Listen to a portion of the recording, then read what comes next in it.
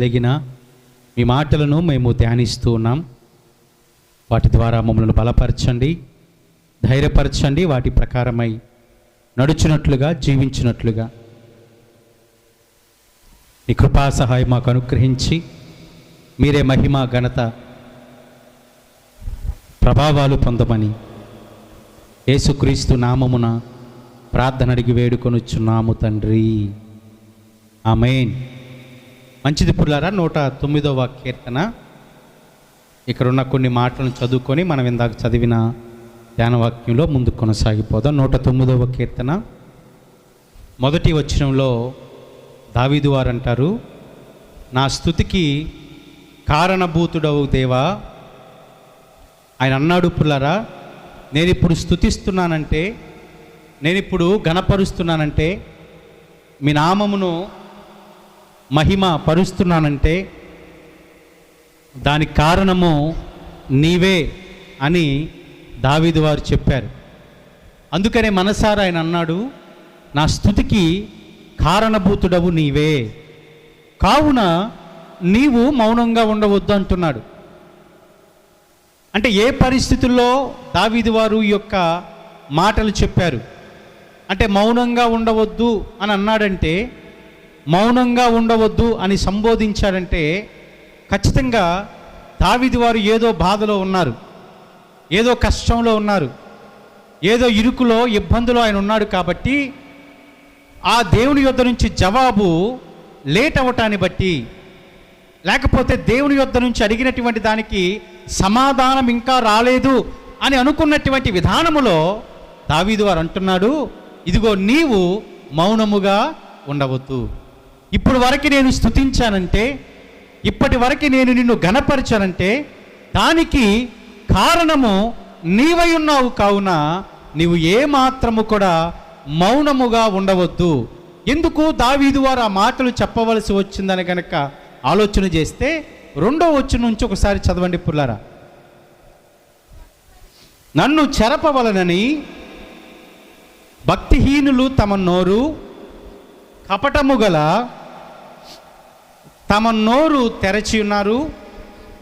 వారు నా మీద, చూడండి ఆయన కారణాలు ఏమని చెప్తూ ఉంటున్నాడంటే పుల్లారా, భక్తిహీనులు అందరూ కూడా నా మీదకి వస్తున్నారు, భక్తిహీనులు అందరూ కూడా వారి నోరు తెరచి ఉన్నారు, నా మీద అబద్ధాలు చెప్పడానికి వారిని వారు సిద్ధం చేసుకుంటున్నారు, భక్తిహీనులు అందరూ వచ్చి ఒకేసారి నా మీద పడిపోతున్నారు అని మొదటి కారణము దావీదు వారు చెప్పారు.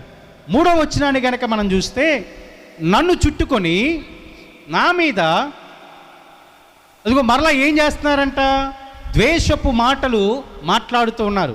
మొదటిగా అబద్ధాలు చెప్పడానికి ప్రయత్నం చేస్తూ ఉన్నారు, రెండవదిగా ద్వేషపు మాటలు చెప్పడానికి ప్రయత్నము చేస్తూ ఉన్నారు. వారు నాతో పోరాటం చేయడానికి వారిని వారు సిద్ధం చేసుకుంటున్నారు. కావున అయ్యా నీవు మౌనముగా ఉండవద్దు. ఏమన్నాడంట? ఇప్పుడు ఇటువంటి పరిస్థితులు దావీదు వారి జీవితంలో మాత్రమే కాదండి, ఇక్కడ ఉన్నటువంటి వారందరి జీవితాలలో ఈ మాటలు ఎందరైతే ఆలకిస్తున్నారో వారందరి జీవితాల్లో కూడా ఇటువంటి సంఘటనలు ఎదురయ్యే ఉంటాయి. నీకు తెలియకుండానే లేదా మనకు తెలియకుండానే మన మీద అబద్ధాలు చెప్పొచ్చేమో, మనకు తెలియకుండానే మన మీద ద్వేషపు మాటలు చెప్పొచ్చేమో, మనకు తెలియకుండానే మన మీద అనేక మంది పోరాటానికి రావచ్చేమో తెలియకుండానే. కానీ తెలిసినప్పుడు మనం చేయవలసినటువంటి పని, దానిని మొత్తాన్ని కూడా ఆయనకు మనము అప్పచెప్పాలి. ఆమేన్. అందుకే నువ్వు మౌనంగా ఉండవద్దు. ఎందుకంటే నా మీద వస్తున్నటువంటి ఈ శ్రమలు కానీ, ఈ బాధలు కానీ, ఇరుకులను బట్టి కానీ నేను నీకు విన్నవించుకుంటా ఉంటున్నాను, దానిని బట్టి నీవు మౌనంగా ఉండవద్దయ్యా అని దావీదు వారు సెలవిస్తూ ఉంటున్నారు పుల్లరా. 4వ వచనాన్ని గనక మనం చూస్తే, నేను చూపిన ప్రేమకు ప్రతిగా వారు నా మీద, ఇదిగో 3వ మాటకి ఏం చెప్తున్నారు, నేను ప్రేమను చూపితే వారు నా మీద పగబట్టి ఉన్నారు. అయితే నేను మానక, దేవునికి మహిమ కలుగునుగాక. ఏమన్నాడు? నేను మానక అంటే ఎక్కడా మానలేదంట. ఇప్పుడు ద్వేషపు మాటలు పలికిన పుల్లరా, అబద్ధపు మాటలు పలికిన దావీదు మీద వారందరూ కూడా పోరాటం చేస్తూ ఉన్నా ఆయన ఒక పని మాత్రం మానలేదంట. ఏంటది? ప్రార్థన. ఆయన అంటున్నాడు, నేను మానక ప్రార్థిస్తున్నాను. ఇవన్నీ జరుగుతూ ఉన్నా నాలో ప్రార్థన మాత్రం ఆగిపోలా. ఒకవేళ ఆహారం తింటం ఆగిపోయిందేమో, నీరు త్రాగటం ఆగిపోయిందేమో, బయటకు వచ్చి సమాజంతో కలిసి తిరగటం ఆగిపోయిందేమో, అదిగో ప్రార్థన మాత్రము, ఆమేన్, ప్రార్థన మాత్రం ఆగలేదు. ప్రార్థన నిరంతరము మానక నేను చేస్తూ ఉన్నానంటున్నాడు ఆయన. చూడండి ఏమంటున్నాడు, నేను మానక ప్రార్థన చేస్తున్నాను. నేను ప్రేమ చూపిస్తే ప్రతిగా నా మీద పగబట్టి ఉన్నటువంటి వారి కోసము కానీ నా పరిస్థితులన్నీ కూడా చక్కదిద్దబడాలని నేను మానక ప్రార్థన చేస్తున్నానని చెప్తున్నాడు. 5వ వచనంలో కూడా ఆయన ఏమంటున్నాడంటే, పుల్లరా, నేను చేసిన మేలునకు ప్రతిగా ఏమంటున్నాడంట, ప్రతిగా కీడు చేస్తూ ఉన్నారు.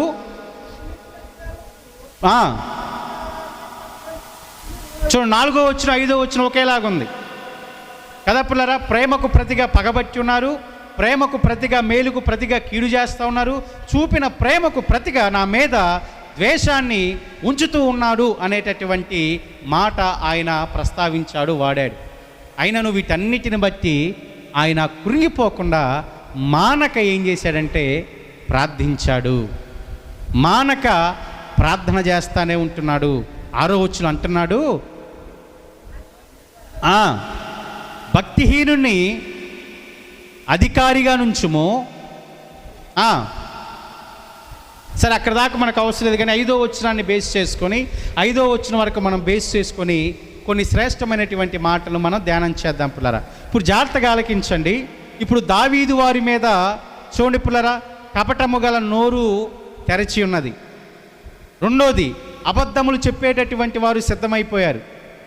3వది, ద్వేషపు మాటలు చెప్పేటటువంటి వారు సిద్ధమయ్యారు.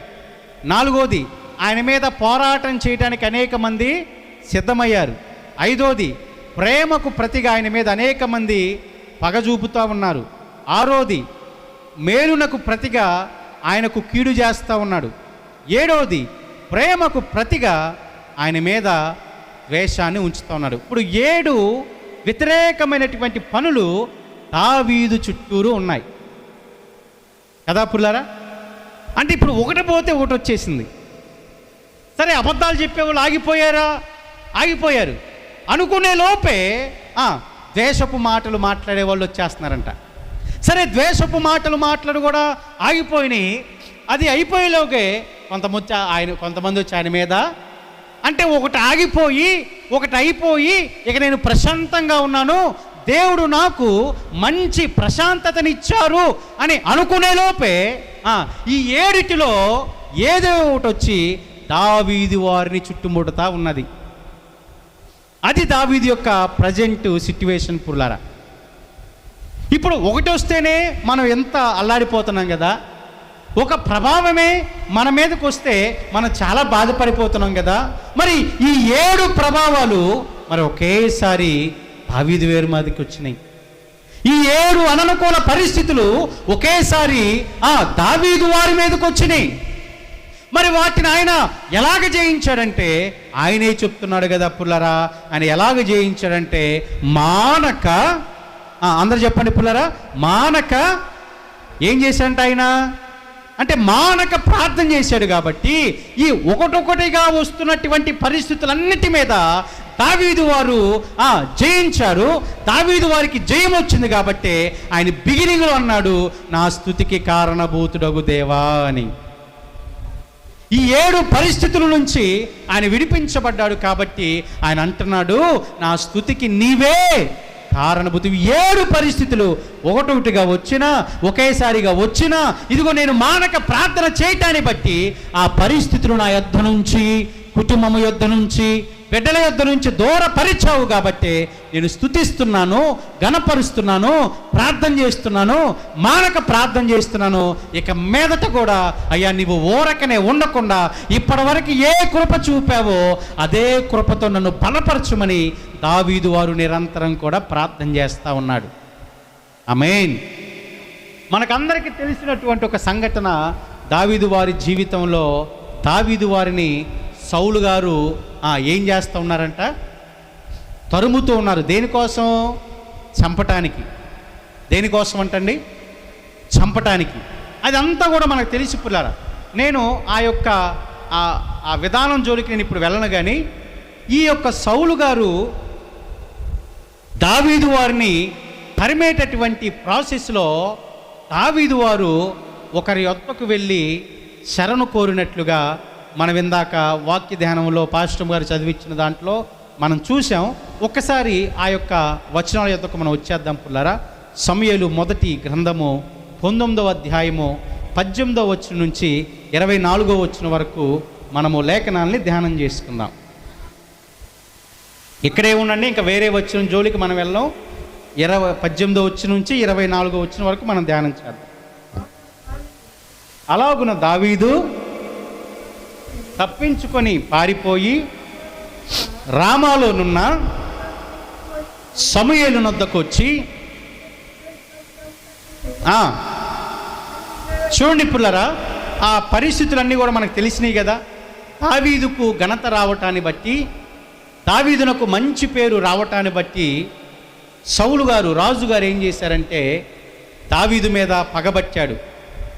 ద్వేషపు మాటలు, ఇందాక మనం చెప్పిన మాటలన్నీ సౌలు గారికి వర్తిస్తాయండి. కపట మాటలు పలికాడు, ద్వేషాన్ని చూపించాడు, పగబట్టాడు, అతని మీద పోరాటం చేయడానికి ఇచ్చాడు, ఇతను మేలే చేశాడు.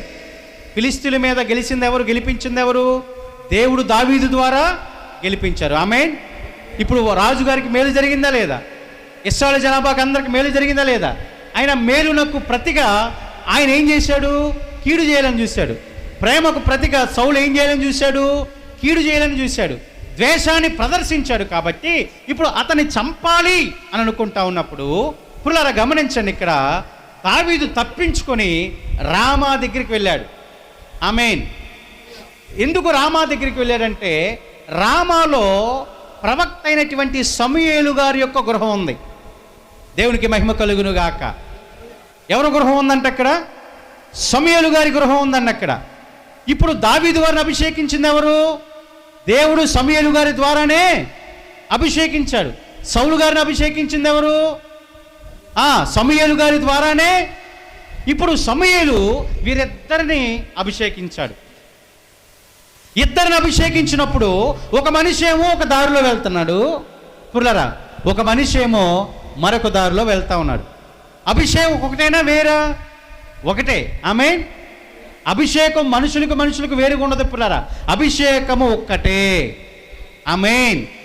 దేవుడు సమూయేలు గారి ద్వారా ముందుగా సౌలు గారిని అభిషేకించాడు, రెండోది దావీదు వారిని కూడా అభిషేకించారు. మరి ఇద్దరు ఒకే మార్గంలో వెళ్ళాలిగా.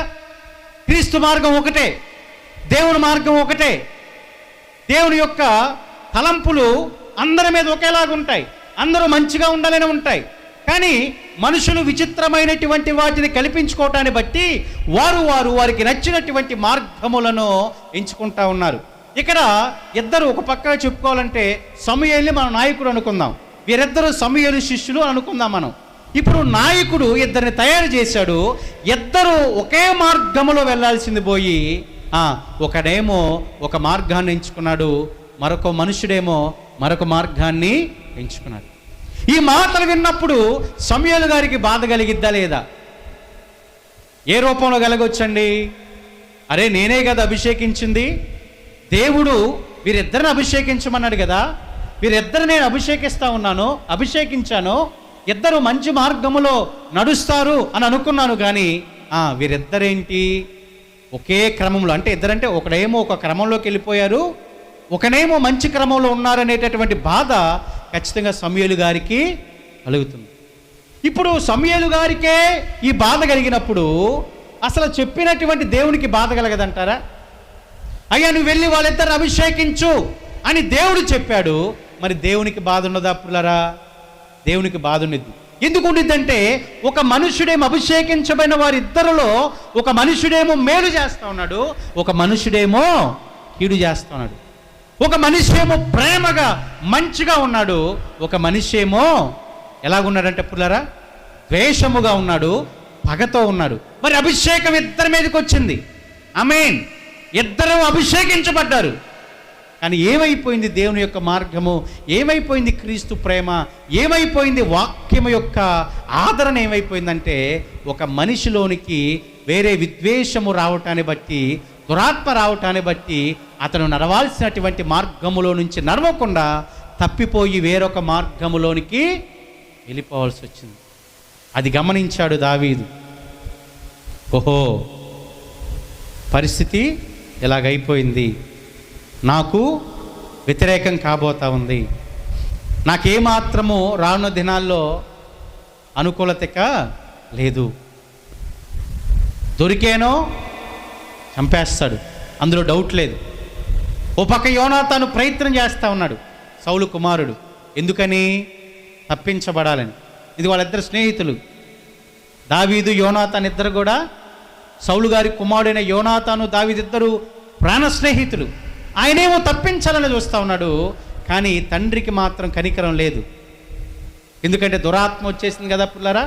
దురాత్మ రావటాన్ని బట్టి ఆలోచన మొత్తం కూడా మారిపోయింది. గమనించండి, ఉదయకాల సమయంలో పుల్లరా, మనము దేవుని యొక్క అభిషేకాన్ని పొందుకొని జీవిస్తున్నంత కాలము, పరిశుద్ధాత్మ లీడింగ్లో ఉన్నంత కాలము మనం జ్ఞానంతో ప్రవర్తిస్తూ ఉంటాం, జ్ఞానంతో నడుస్తూ ఉంటాం, జ్ఞానముతో మన ఆత్మీయ స్థితిలో వెళ్తూ ఉంటాం. ఎప్పుడైతే దాని నుంచి డీవియేట్ అయిపోయి పక్కకు వెళ్ళిపోయి ఒకవేళ ఆ దురాత్మ బంధకాల జోలులో పడిపోతామో, ఆ బంధకాలకు వచ్చేస్తామో, మన ఆలోచన మొత్తం కూడా మారిపోయింది. మన ప్రయాణం అంతయు కూడా వేరైపోయింది, మన మార్గం అంతయు కూడా వేరైపోయింది, మన ఆలోచన అంతా కూడా ఇక దేవుని ఆలోచనకి డిఫరెంట్గా అయిపోయింది. ఇప్పుడు అదే పరిస్థితి ఇక్కడ ఎవరికి వచ్చింది? సౌలుకు వచ్చింది.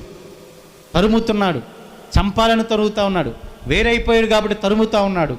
అప్పుడు రామాలో సమూయేలు గారి గృహం ఉంది కదా, నన్ను అభిషేకించింది ఆయనే కదని ఆయన నేరుగా సరాసరిగా తనని అభిషేకించిన తన నాయకుడైన, తన లీడర్ అయిన, తనని చేయి పట్టుకొని వెన్ను తట్టి ప్రోత్సహించి బలపరిచి ఈ యొక్క విధానంలోనికి నడిపించినటువంటి సమూయేలు యొద్దకు దావీదు చేరుకున్నాడు. దేవునికి మహిమ కలుగునుగాక. సమూయేలు గారు అక్కడ ఏం చేస్తూ ఉన్నారో తెలుసా పుల్లరా? తను ప్రవక్త కాబట్టి అనేక మంది శిష్యులను అక్కడ తయారు చేస్తూ ఉన్నాడు. అనేక మంది ప్రవక్తలను రామాలో సమూయేలు గారు తయారు చేస్తూ ఉన్నాడు పుల్లరా. దేవుని కోసము అనేక మంది బిడ్డలను సమూయేలు గారు ప్రయత్నం అంటే దేవుని కోసం అనేక మందిని సిద్ధం చేస్తూ ఉన్నాడు. ఎందుకంటే సమూయేలు గారి పని అదే కాబట్టి. ఆమేన్. అనేక మంది బిడ్డలను, అనేక మంది ప్రవక్తలను, అనేక మంది మనుషులను పుల్లరా దేవుడి కోసము సమూయేలు గారు సిద్ధం చేస్తూ ఉన్నటువంటి దినాలలో తన నాయకుడైనటువంటి సమూయేలు యొద్దకు ఈ యొక్క దావీదు వారు వచ్చారు. వచ్చి ఏం చెప్పాడో చూడండి పుల్లరా. చదవండి 18వ వచనం. సమూయేలు యొద్దకు వచ్చి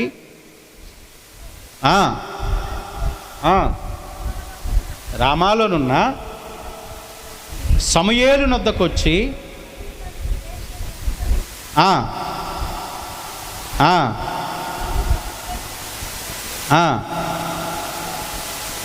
ఎక్కడికి వచ్చారంటే పుల్లరా, నాయోతుకు వచ్చి అక్కడ కాపురముండిరి. ఆమేన్.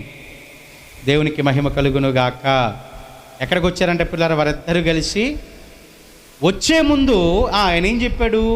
సౌలు తనకు చేసినది అంతటిని అతనికి తెలియజేశాడు. అయ్యా ఇలా చేస్తున్నాడు, నువ్వే కదా అభిషేకించింది, చెప్పుకుంటారు లేదా? నువ్వే కదా పెంచింది, నువ్వే కదా అభిషేకించింది, నువ్వే కదా రాజుగా చేసింది, దేవుడు చెప్పాడు కాబట్టి నువ్వు చేసావు కదా. మరి అతని యొక్క ప్రవర్తన ఎలా ఉంది, అతని యొక్క స్థితిగతులు ఎలా ఉన్నాయని మొత్తం పరిస్థితులు కూడా ఆయన చెప్తూ ఉన్నటువంటి విధానాన్ని మనం చూడవచ్చు. అక్కడ సౌలు తనకు చేసినది అంతటిని అతనికి తెలియజేశాడు, అంతటిని చెప్పాడంట. చూడండి ఏం చేశారండి, అంతటిని తెలియజేశాడు దాచుకోకోకుండా. ఎందుకంటే వ్యతిరేకమైపోయాడు కదా. ఒకవేళ ప్రభు మార్గంలో ఉంటే ఓకే, ప్రభు మార్గాన్ని వీడాడు కదా. కాబట్టి తను చేస్తున్నటువంటి ఆ చర్య అంతటిని బట్టి ఆ సమూయేలు గారికి చెప్పగా, ఇప్పుడు వారిద్దరు ఏం చేశారో చూడండి పిల్లరా. అతనును సమూయేలును బయలుదేరి నాయోతుకు వచ్చి అక్కడ ఏం చేస్తున్నారంటే కాపురం ఉంటా ఉన్నారు. దేవునికి మహిమ కలుగును గాక. కాపురం ఉంటా ఉన్నాడు. దినాలు గడుస్తూ ఉన్నాయి. ఎందుకంటే నాయకుడి దగ్గరికి వచ్చేసాడు కాబట్టి ఇక ఏమైనా భయం ఉందంటారా? ఆమేన్. ఏమన్నా అధైర్యం ఉందా? ఎందుకంటే గొప్ప ప్రవక్త దగ్గరికి వచ్చాడు. ఆమేన్. అనేక మందిని శిష్యులను తయారు చేసే నాయకుడి యొద్దకు దావీదు వారు నడిపించబడ్డారు కాబట్టి దేవుని కృప నిండుగా ఉంది. నాయకుడి యొక్క సపోర్టు నిండుగా మెండుగా ఆ దావీదు వారికి ఉన్నట్లుగా మనం చూస్తూ ఉన్నాం. ఇక ఈ వార్త ఎవరికి తెలిసిందంటే సౌలుకి తెలిసింది. ఈ వార్త ఎవరికి తెలిసిందంటే పుల్లరా. కానీ దావీదులో భయం ఉండిద్దంటారా? ఎందుకంటే నాయకుడి దగ్గర ఉన్నారు, దేవుని ద్వారా అభిషేకించబడ్డారు, ఇద్దరు కూడా సమ ఉజ్జీవులే.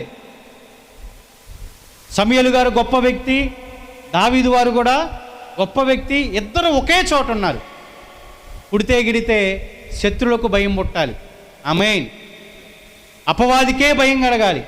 ఎందుకంటే ఇద్దరు వాక్యాన్ని ఆధారం చేసుకున్న వాళ్ళే, ఇద్దరు దేవుని లేఖనాలను ఆధారం చేసుకున్న వారే, ఇద్దరు కూడా దేవుని యొక్క అడుగు జాడలలో నడిచేటటువంటి వారే గనుక ఇప్పుడు వారిద్దరిలో భయమే ఉండదు.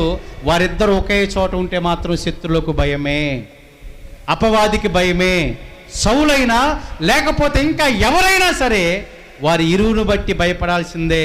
ఎందుకంటే వారి వెనకాల ఉన్నది శక్తివంతమైన దేవుడు. హల్లెలూయా, హల్లెలూయా. జిగటగల ఊబి నుండి లేవనెత్తెను, సమతల మగు భూమిపై నన్ను నిలిపెను.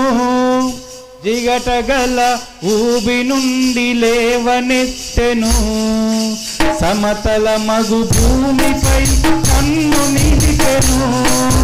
నా పాదములకు దీపమాయెను, నా పాదములకు దీపమాయెను.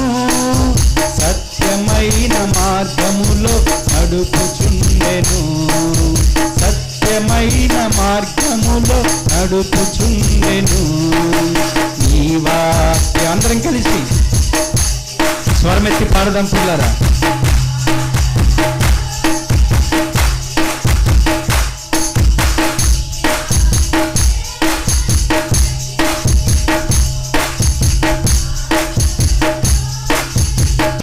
వీరు ఇరువురు కూడా వాక్యమును చేతబట్టుకొని నడిచిన వారే పురులారా. ఇద్దరు ఒకే చోట ఉన్నారు.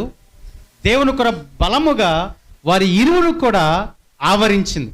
సరే, వారిద్దరూ వచ్చి నాయోతులో మరి జీవిస్తూ ఉన్నారు. దినాలు గడుస్తూ ఉన్నాయి, దినములు గడుస్తూ ఉన్నాయి. గడుస్తూ ఉన్నటువంటి క్రమంలో ఇదిగో సౌలు గారికి ఏమైనబడిందంటే, రామా దగ్గర ఉన్నటువంటి నాయోతులో సమూయేలు యొద్ద ఎవరున్నారంట? దావీదు ఉన్నాడు.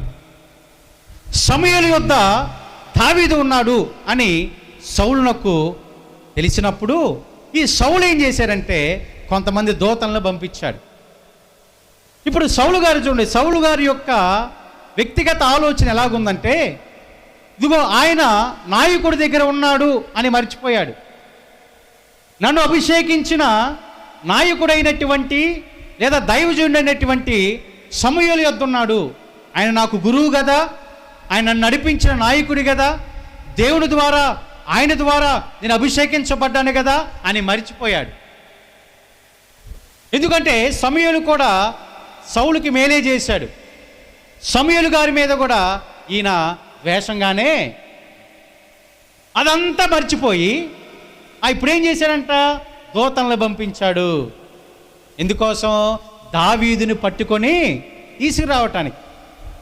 దూతల్ని పంపినప్పుడు పుల్లరా చూడండి, అక్కడ వీరు వచ్చి ప్రవక్తలు సమాజముగా కూడుకొని ప్రకటించుటయు. అందుకే ఇందాక ఒక మాట చెప్పే మీకు, సమూయేలు గారు ప్రవక్తలు ఏం చేస్తున్నారంట? తయారు చేస్తూ ఉన్నాడు, సిద్ధం చేస్తూ ఉన్నారు. వారంతా కలిసి ఏం చేస్తున్నారంటే, ఒక సమాజముగా మనం ఎలా కూడుకొని దేవుని స్తుతిస్తూ ఉన్నామో వారు కూడా కూడుకొని ఏం చేస్తున్నారంటే ప్రకటిస్తూ ఉన్నారంట. దేవునికి స్తోత్రం కలుగును గాక. ప్రకటించటాన్ని ఈ సౌలు పంపించినటువంటి దూతలు చూస్తూ ఉన్నారు. చూస్తూ ఉన్నప్పుడు సమూయేలు వారి మీద నాయకుడిగా నిలుచుటయు చూడగా, ఇప్పుడు వారికి అర్థమైంది, వచ్చిన దూతలకు ఏమర్థమైందంటే వీళ్ళందరికీ నాయకుడు ఎవరంటే సమూయేలు.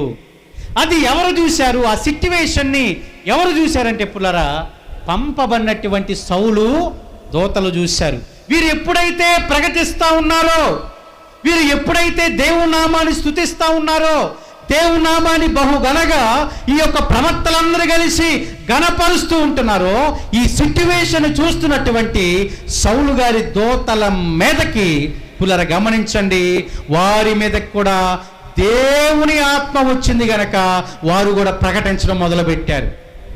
దేవునికి మహిమ కలుగును గాక. వారి మీద కూడా దేవుని ఆత్మ వచ్చింది పుల్లరా. అరే, పట్టుకొని వెళ్ళటానికి వచ్చిన వారి మీదకి మా నాయకుడు సౌలు గారు చెప్పాడు, ఆయన చెప్పిందే పాటిస్తాం అని అనుకొని ఆ ప్రాంతానికి వచ్చినటువంటి వారందరూ కూడా ఎలాగైనా, ఇప్పుడు వారికి ఏ ఆలోచన ఉండిద్దంటే, మా నాయకుడు చెప్పాడు, మేము పట్టుకొని గనక తీసుకెళ్తే ఆయన మమ్మల్ని బహుగా సత్కరిస్తాడు, ఉండిద్దా పిల్లరా? లేకపోతే మమ్మల్ని గురించి పొగుడుతారు, చక్కగా చేస్తారనే ఆలోచనతో అబ్బా మంచి హుషారుగా అడావిడికి వచ్చి ఉంటారు. ఇప్పుడు నేనెంత అక్కడ ఏముండదు,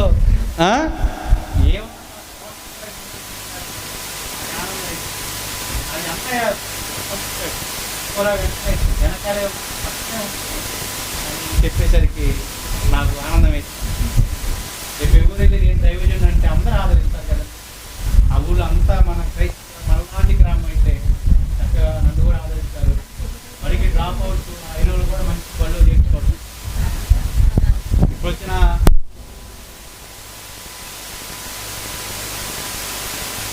వారి ఆలోచన అలాగుండి, దేవుని ఆయన గనక తీసుకుని వెళ్తే మాకు మంచిగా సత్కారం ఇస్తాడు, బహుమతులు ఇస్తాడు, మమ్మల్ని గణపరుస్తాడని ఆలోచనతో వచ్చారు వాళ్ళు.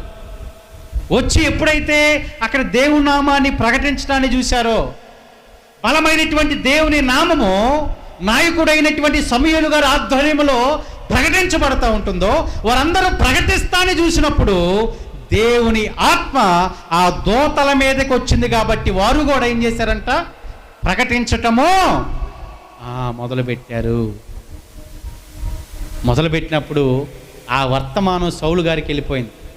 ఊరు ఎలా జరిగిందా, నేనంతా పంపించిన వాళ్ళు నా సైడ్ కాకుండా సమూయేలు సైడ్ అయిపోయారు, దేవుడి సైడ్ అయిపోయారని చెప్పి గమనించిన ఆయన ఏం చేశారంటే మరలా కొంతమంది దూతలను పంపించారు. మరలా ఇంకొంతమంది దూతల్ని పంపించాడు. సరే, పంపించిన వాళ్ళైనా నమ్మకత్వంగా నా కోసం పని చేసి పెడతాను ఆశ కలిగి ఉన్నారు. ఈ రెండో గుంపు, రెండో సమాజం కూడా వీళ్ళు కూడా వచ్చి ఏం చేశారంట? దేవుని ఆత్మ వారి మీదకు కూడా రావటాన్ని బట్టి వారు కూడా ఏం చేశారంట?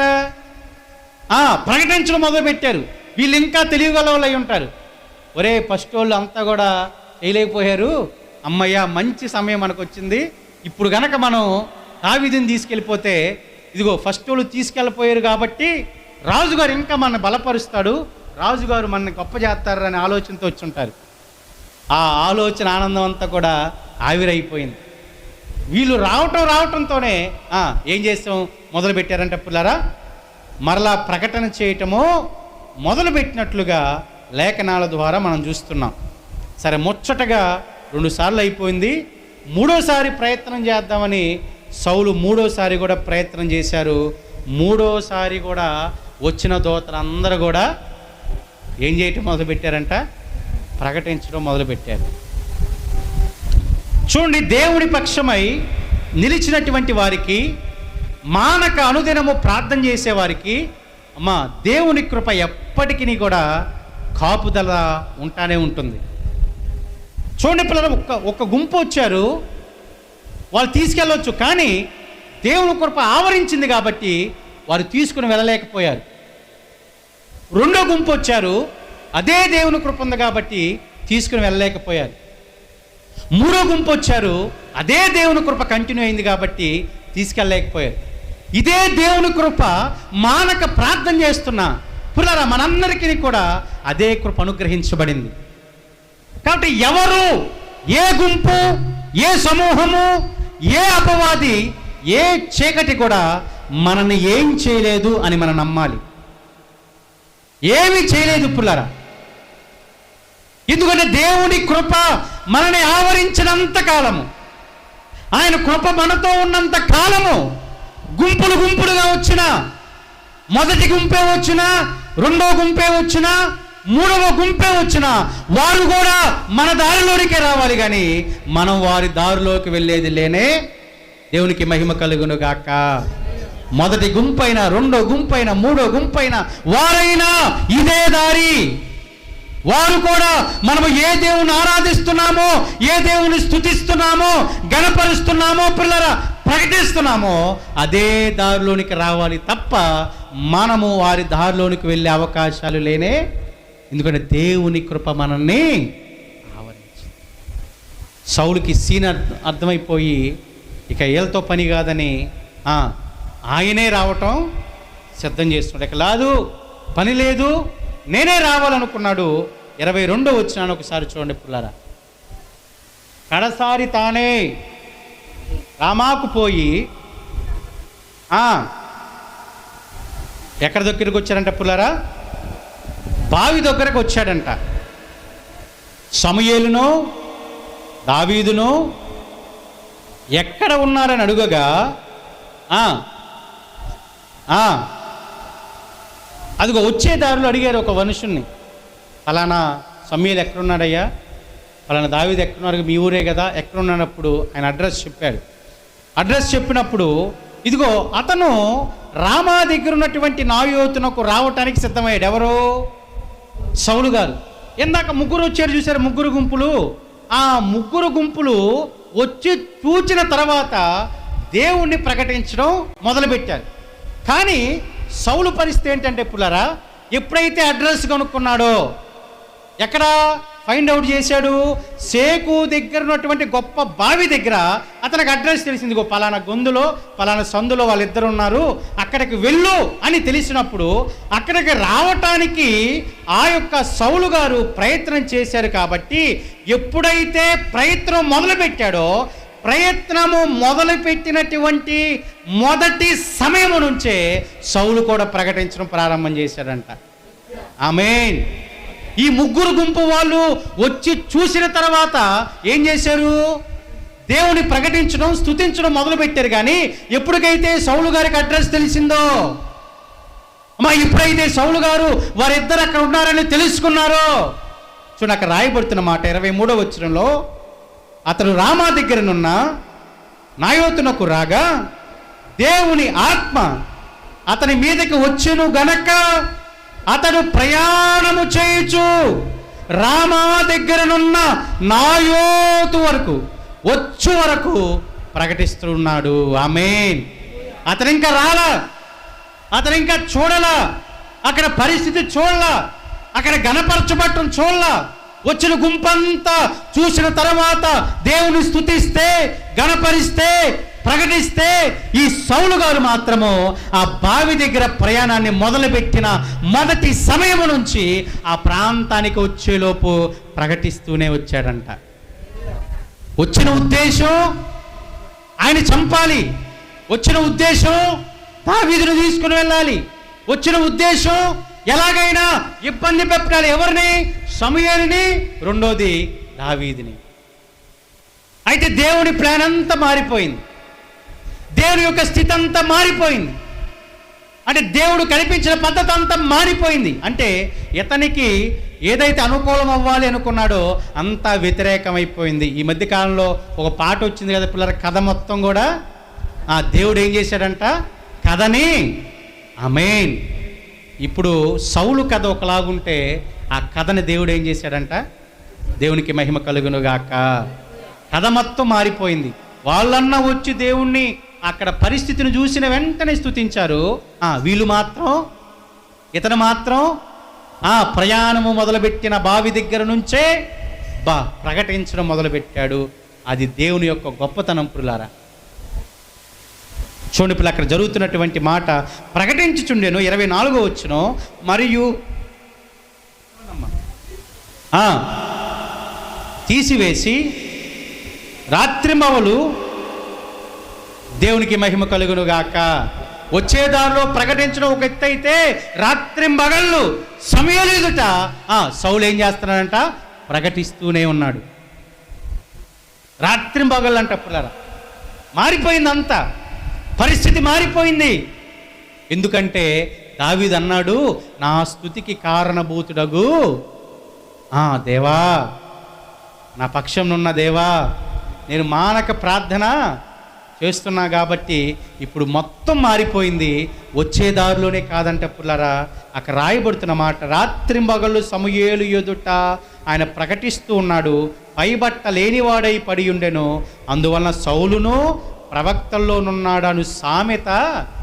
ఎందుకంటే ప్రవచించాడు కదా, అతను కూడా ప్రవక్తేనా అని సామెత పుట్టిందంట. యాక్చువల్ ఆయన ప్రవక్త కాదు, కానీ ప్రకటించడం మొదలు పెడితే ప్రవక్తే కదా. సామెత అలాగొచ్చిందంటే పుల్లారా. చూడండి, దేవుని పక్షమై నిలిచిన బిడ్డలకి, దేవుని కృప ఆవరించినటువంటి బిడ్డలకి ఎప్పటికీ ఏ భయము రాదండి.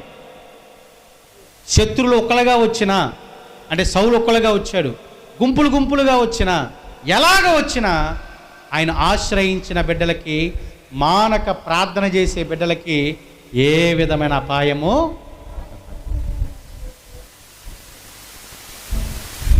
ఏ విధమైన అపాయము రాదు.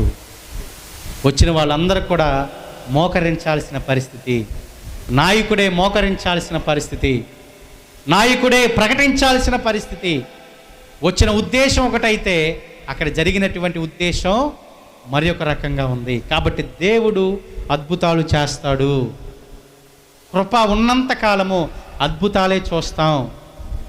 శ్రమ వస్తూ ఉండిద్ది, ఆ వచ్చిన శ్రమ వచ్చినట్లుగానే పోతూ ఉంటుంది. కానీ మనం మాత్రం మానక ఏం చేయాలి? మనం అందరం మానక, మనకి ఇప్పుడు వరకు చేస్తూ ఉన్నారు, ఇంకా నువ్వు చేయాలి. ఇంకా బలం కోసం, శక్తి కోసం, అభిషేకం కోసం, ఒక స్థిరమైన విశ్వాస క్రమంలో జీవించడం కోసం మానక ఇంకనూ మనం ప్రార్థన చేస్తూ, నా స్తుతికి కారణభూతుడైనటువంటి దేవ అని అనుదినము చెప్తూ, ఈ మాట ప్రతిరోజు చెప్పుకొని ప్రార్థన మొదలు పెట్టండి పిల్లరా. నా స్తుతికి కారణభూతుడైన దేవ, ఆ మాటతో ప్రార్థన మొదలు పెట్టండి. ఎందుకంటే ఈరోజు మనం ఆయన కృపైపోతే స్తుతిస్తావా, గణపరుస్తావా? లేదు. కాబట్టి అపవాది ఏ రూపంలో వచ్చినా, శ్రమలు ఏ రూపంలో వచ్చినా, ఎలా వచ్చినా, వాళ్ళు వచ్చిన వాళ్ళే మనకు సాగిలపడతారు. వచ్చిన వాళ్ళంతటికి వాళ్ళే తప్పు తెలుసుకుంటారు, వాళ్ళే పశ్చాత్తాపడతారు, మనతో మరలా సాంగత్యము, సహవాసం చేయట మొదలు పెడతారు. కాబట్టి ఏం భయం వద్దు, ఏ విధమైనటువంటి కలవరం వద్దు. నిరీక్షణతో, స్థిరమైన విశ్వాసంతో మానక ప్రార్థన చేస్తూ, నా సలహా ఏంటంటే ప్రతిరోజు మానక ప్రార్థన చేస్తూ మనం బలాన్ని పొందుకుంటూ, అనేక మంది కోసం మరి ప్రార్థన చేస్తూ, వారి యొక్క ఔన్నత్యంలో కూడా, వారు కూడా బలపరచబడేటటువంటి విధానంలో కూడా మన వంతు ఉండాలని ప్రత్యేకంగా మీరందరూ కూడా మానక ప్రార్థన చేస్తూ, ఇటువంటి గడ్డు పరిస్థితులు మన జీవితాల్లో ఎదుర్కొనే ఉంటాం. ఇంకా రానున్న దినాలు కూడా వస్తాయి. వాటన్నిటిని కూడా మనం ఎదుర్కొంటూ ధైర్యంగా నిలబడాలని ప్రభునామం పేరిట ఈ మాటలు ప్రకటిస్తున్నాను. దేవదేవుడి ఈ మాటలు మన వినికిల్లో దీవించును గాక. ఆమేన్. ప్రార్థన చేద్దాం. విత్తబడినటువంటి వాక్యాన్ని బట్టి ప్రార్థన చేద్దాం. ప్రార్థనలో ముందుకు కొనసాగుదాం. ప్రార్థనలో ముందుకు కొనసాగుదాం.